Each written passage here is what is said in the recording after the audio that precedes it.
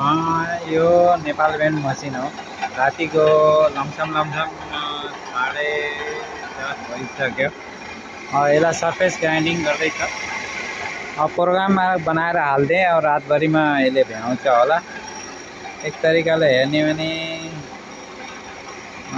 यो बहुत राम्रो सक्सेसफुली बनेको मसिन हो। धेरै टाइपको काम भइरहेको छ।